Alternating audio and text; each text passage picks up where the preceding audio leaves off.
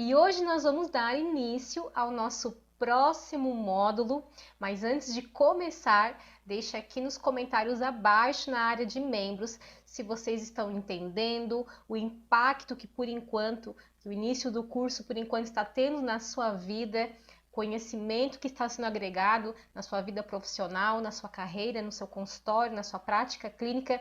E se não está entendendo, também escreva aqui.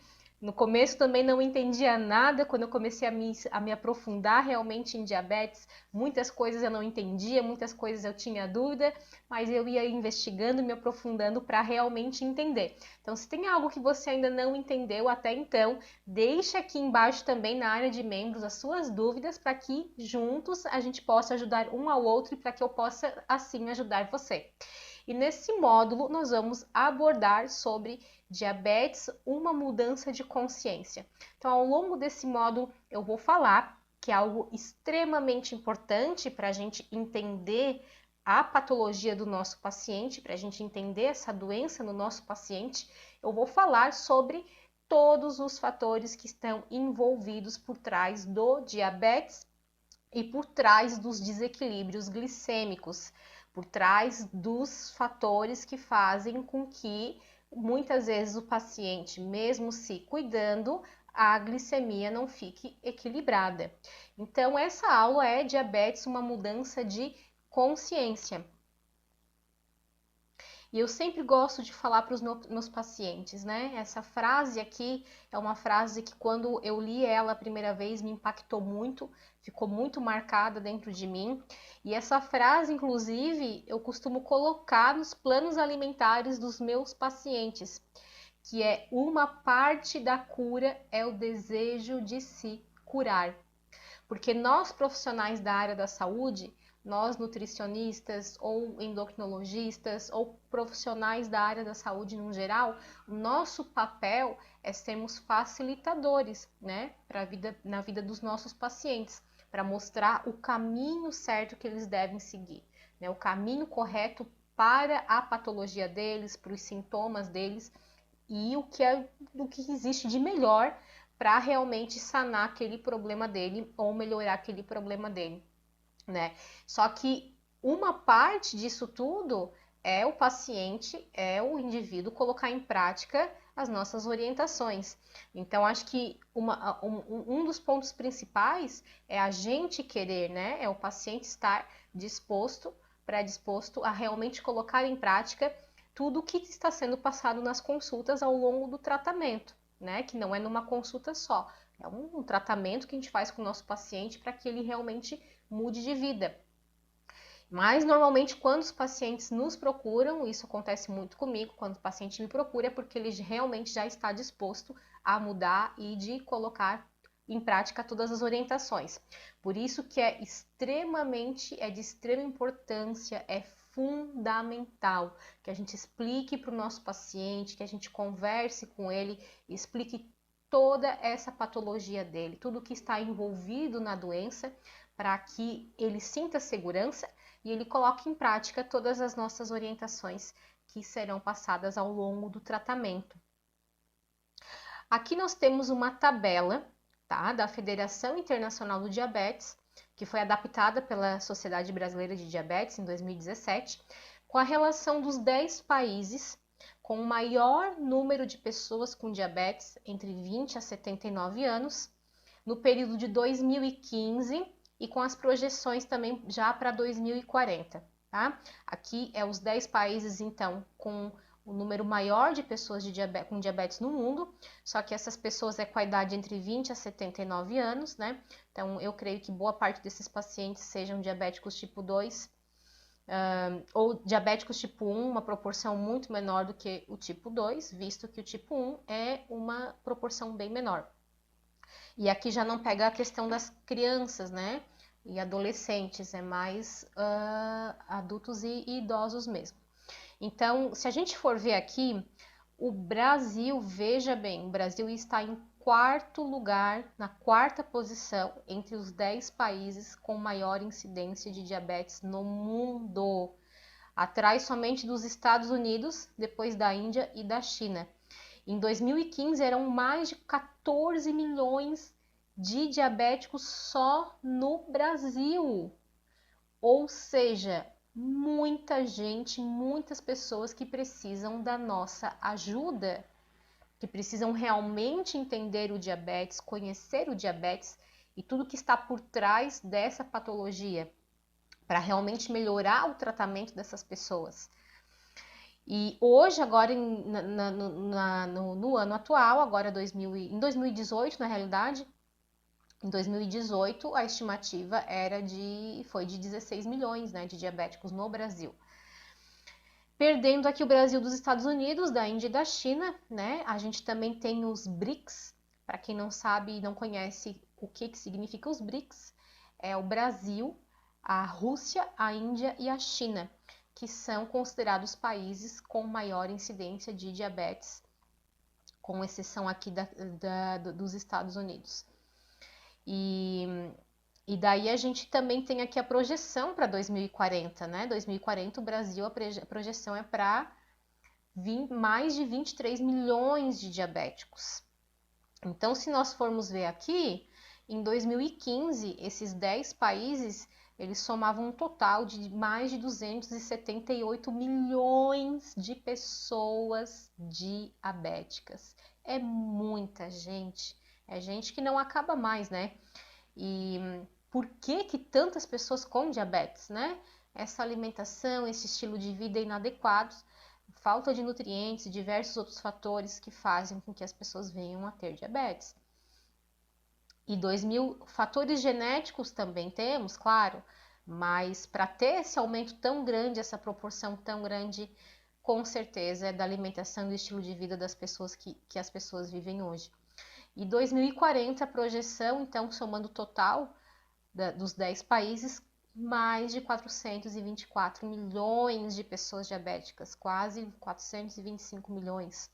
Ou seja, em 25 anos, um aumento aí de quase 147 milhões de pessoas e aproximadamente mais de 50%, em torno de 53% esse aumento de pessoas diabéticas. Então é isso que nos preocupa, que me preocupa muito, porque é um aumento muito grande e se essas pessoas não terem acesso a informações de qualidade, informação de excelência, em tudo que existe melhor sobre o diabetes, essas pessoas provavelmente terão diabetes para a vida toda e complicações se não se cuidarem. Aqui nós temos também uma tabela, tá? Com a relação do período de 2005 a 2006, com a relação entre a produção de açúcar e o consumo de açúcar. Então, a relação produção-consumo da Índia, da China e dos Estados Unidos.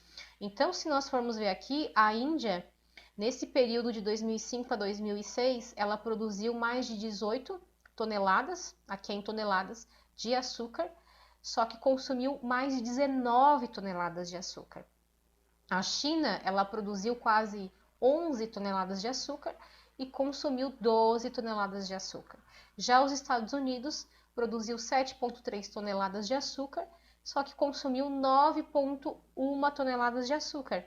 Então, vocês podem ver que esses países que têm uma incidência maior de diabetes, até só o Brasil, que vem depois desses 3 países, o consumo de açúcar é uma proporção muito maior do que a própria produção desse produto alimentício, no caso do açúcar.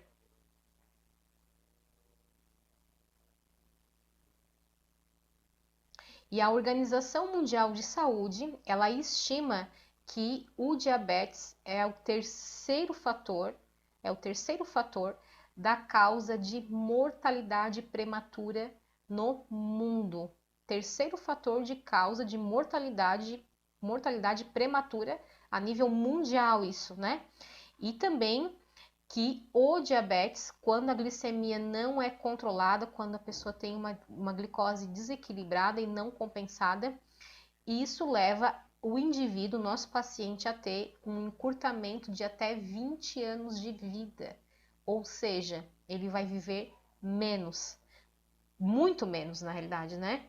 Então, são 20 anos da pessoa que ela poderia viver ao lado da família, feliz, com os amigos, saudável, vivendo bem, porque isso, olha só, esses 20 anos de encurtamento é se a glicemia desequilibrada, não controlada. Veja bem. E dificilmente se coloca o diabetes nos atestados de óbito, né? Nos atestados de morte. Por que que normalmente não se coloca o diabetes nos atestados de óbito? Porque na maior parte das vezes, quase que na maioria das vezes, o indivíduo morre devido às consequências do diabetes, né? Problema cardíaco, problema renal, as consequências do diabetes. Então eles não colocam ali no atestado de óbito, a pessoa morreu por causa do diabetes. Colocam as consequências do diabetes, né?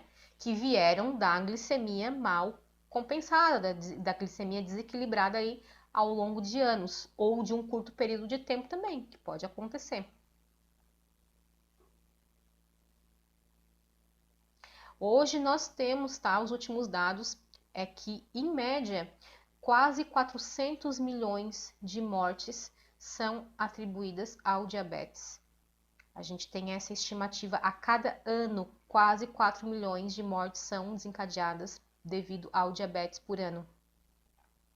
Isso significa 8.700 mortes por dia ou 6 mortes por minuto. Isso é um dado que me preocupa muito e que tem que preocupar você. Porque você que está tendo seu paciente diabético, você que tem um conhecido diabético, um familiar, um amigo e seus pacientes diabéticos, você precisa saber disso. Só que você não precisa passar isso para ele, você tem que passar as orientações adequadas para que ele venha a se cuidar. Porque a boa notícia é que o diabetes não é necessariamente uma sentença de morte. Na realidade, o diabetes na realidade, uma sentença de vida, se tratado adequadamente. Se essa patologia for tratada adequadamente, arrumando todos os fatores na vida da pessoa, tudo que está envolvido para ela ter uma qualidade de vida, para que ela viva bem, para que ela se alimente saudável, para que ela tenha equilíbrio de nutrientes no organismo e os fatores que nós vamos ver ao longo aqui do nosso curso, né? Ela vai viver até, quem sabe, muito melhor e muito mais e melhor do que uma pessoa que não tem nada e não tem diabetes. Eu sempre falo, né, que muitas vezes uma pessoa que tem diabetes e se cuida, ela vive muito mais do que quem não tem nada e não se cuida, né? Porque a alimentação do diabético, quando ele se cuida, é um grande exemplo para a vida de muitas pessoas. Inclusive, olha só, vou compartilhar aqui com você um fato que aconteceu há um tempo atrás no meu consultório, tá? E isso não faz muito tempo. A paciente chegou, uma paciente com 9 anos de idade, recém-diagnosticada com diabetes tipo 1, tá? A mãe estava acompanhando ela, claro, e a mãe chegou no consultório apavorada, chorando muito. E normalmente isso acontece com os pais de crianças diabéticas tipo 1 que recém descobriram, porque é um mundo novo, é tudo muito novo, e sem entender realmente a doença, como é que acontece, né? Então, ela chegou apavorada, a mãe da paciente, relatando que algumas semanas atrás, antes da consulta comigo, ela tinha levado a filha pela primeira vez no endocrinologista, depois de ter ficado dias, um longo período hospitalizada, devido ao diagnóstico de diabetes tipo 1, com a glicemia, se eu não me engano, a glicemia estava em torno de 500 e alguma coisa, assim que ela foi levada até o hospital e ficou um tempo internada, hospitalizada até equilibrar bem essa glicemia, ter a alta, e assim que recebeu a alta, a mãe, né, os pais levaram a criança até a primeira consulta com o endocrinologista para fazer a terapia com insulina. E o endocrinologista falou para essa mãe, isso a mãe relatando na consulta para mim, chorando, né, que o endocrinologista falou para ela que a filha dela iria viver só mais 10 anos. A criança de 9 anos, a filhinha dela, iria viver só mais 10 anos. E que ela não iria ter filhos, que não iria engravidar e que ela ia viver só no máximo mais 10 anos. Imagine o desespero daquela mãe naquela situação ali. E isso eu tô dando só um exemplo aqui para você, de vários que eu escuto no meu consultório, na minha prática clínica, por atender milhares, diversos pacientes diabéticos tipo 1 e tipo 2, tá? Então isso é algo assim muito triste da parte de profissionais, né? Porque o que a gente quer, o que o paciente diabético precisa, ele quer o quê? Uma esperança, né? A gente precisa passar o que tem de melhor, né? A gente precisa passar realmente, claro, dar as orientações, que se não se cuidar, vai ter problema, mas jamais chegar ao ponto de falar uma coisa dessa para o nosso paciente, né?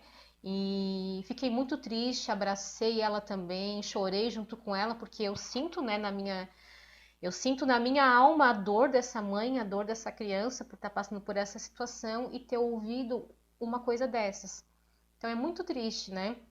Ouvir algo assim. Imagina se fosse você. Se você gostaria de ouvir algo desse tipo. Ninguém gostaria de ouvir, né? Então eu expliquei que vai dar tudo certo, todas as orientações, tudo que precisa ser feito, né? E que tudo ia ficar bem.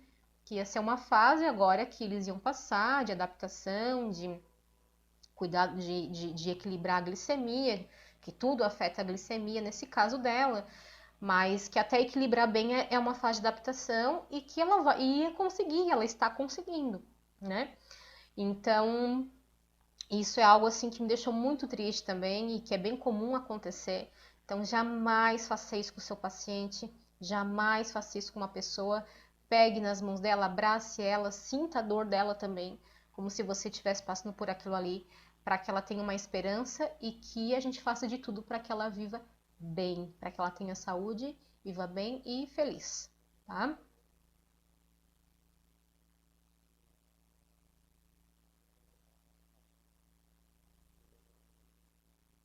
Um dos segredos, isso aqui é algo bem importante, que um dos segredos para a gente conseguir curar o diabetes, quando a gente diz aqui em cura, a gente fala em diabetes tipo 2, tá? Curar, reverter, silenciar, é manter a glicemia de jejum entre 70 a 85. Ou diabético tipo 2, ou resistência à insulina, o pré-diabetes. O ideal é a gente levar esse paciente a ele alcançar a glicemia de jejum entre 70 a 85. Esse é o valor de glicemia ideal para ele. E o ideal para pessoas que não são diabéticas é manter a glicemia de jejum entre 79 a 85. Esse é o valor ideal, tá? Quando eu falei em ideal, provavelmente eu falei já no outro módulo também, como que a gente descobre esses valores ideais? Como que a gente chega nesses valores ideais, né? Nós, na nutrição funcional, a gente procura muito estudar o perfil dos exames bioquímicos, principalmente dos povos centenários, das pessoas, dos indivíduos que têm uma estimativa de vida maior, principalmente através desses estudos, né? Desse tipo de população específica, que são resultados muito diferentes do nosso, aqui do nosso povo ocidental que somos, quando comparados com povos centenários como os okinawanos, como os japoneses e outros povos também, que a gente vai ver aqui ao longo do nosso curso.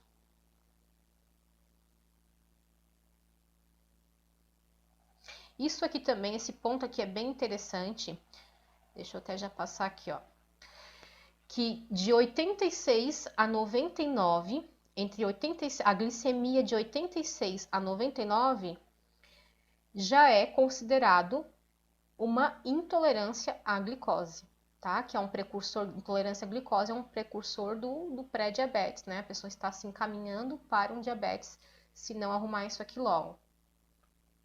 E em 2003, até 2003, a glicemia de jejum em até 109 era considerado ponto de referência normal, né? Então, até 2003, se o indivíduo fosse lá fazer a glicose de jejum, laboratório, e a glicose desce até 109, era considerado normal. Pessoa, se tivesse com a glicose em 105, em 106, em 104, era considerado normal, sem ter diabetes, sem estar a caminho de diabetes. E as referências vão mudando, né? Por isso que eu sempre falo, trabalhar no valor ideal é uma coisa e na referência é outra coisa. Se a gente for ver hoje, a glicemia de jejum indicado é até 100, né? Algumas associações mostram em até 99, 98, mas no geral ainda é até 100, né? Então, se a gente for analisar e a gente refletir aqui, quantas pessoas até 2003 poderiam não ter tido diabetes se a glicemia normal fosse considerada até 100 em jejum? Várias pessoas. A resposta é essa, várias pessoas. Né? Então, é isso que é muito preocupante. Provavelmente muitas pessoas vieram a ter diabetes, né? Devido a essa referência. E complicações a gente não sabe. Por isso que a gente precisa trabalhar sempre no ideal. E aqui pelas últimas indicações, a glicemia 2 horas após o teste oral de tolerância à glicose, o normal seria até abaixo de até 140. Se a glicose depois do teste oral de tolerância à glicose der até 140, é considerado normal. Pré-diabetes seria só em torno de 140 a 199. Então, o normal seria até 140. E a gente vê aqui que pelos valores ideais aqui, seria ficar abaixo de 86, né? Aqui, vamos voltar aqui. Aqui, ó, ficar entre 79 e 85, aqui de jejum. Né? Aqui o Cousins, ele já diz que 86 a 99 é a taxa limite de intolerância à glicose.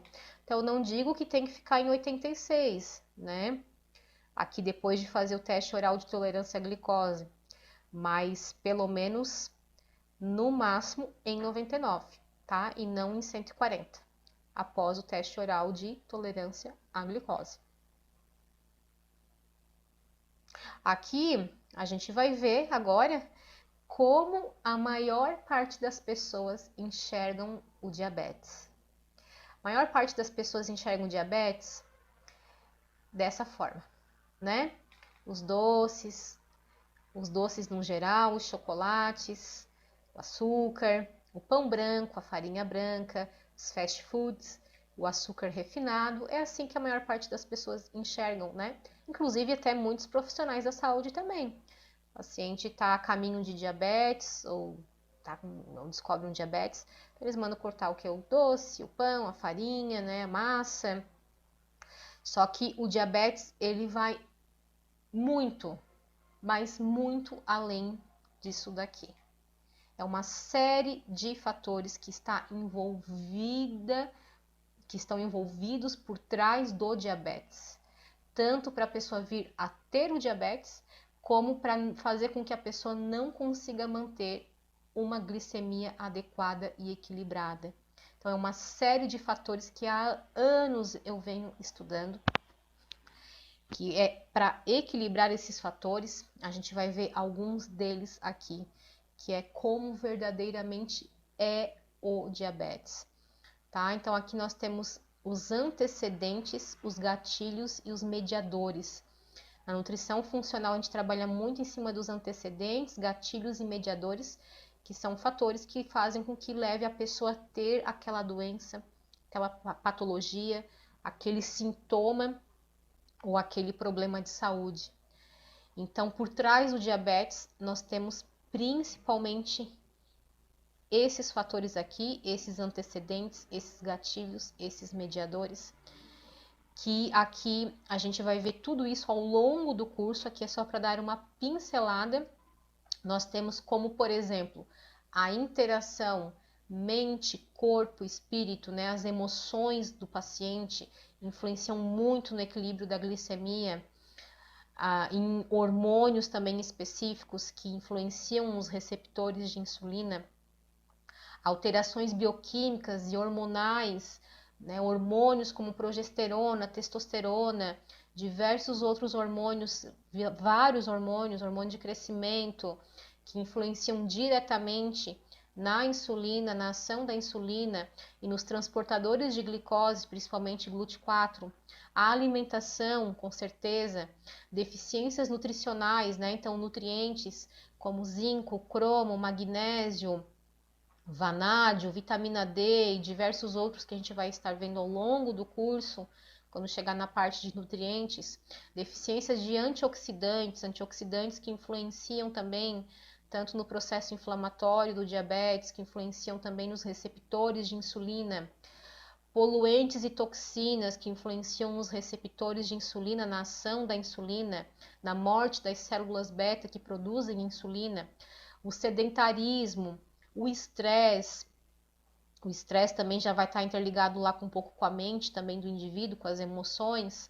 A microbiota intestinal, o equilíbrio ou desequilíbrio de bactérias do intestino do indivíduo, vai ter relação direta. O sistema imunológico do indivíduo, polimorfismos genéticos que fazem com que a pessoa, por exemplo, tenha autoanticorpos contra as células que produzem insulina.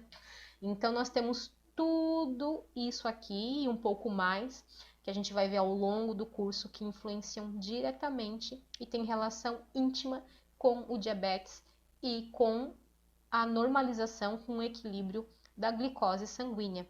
Então, isso é o todo, né? Eu costumo dizer que é o terreno biológico do nosso organismo, é entender esse todo que o nosso corpo é para a gente tratar de forma adequada aquela patologia específica, nesse caso, o diabetes. Tá bom? Chegamos então no fim de mais uma aula desse módulo, na realidade, né?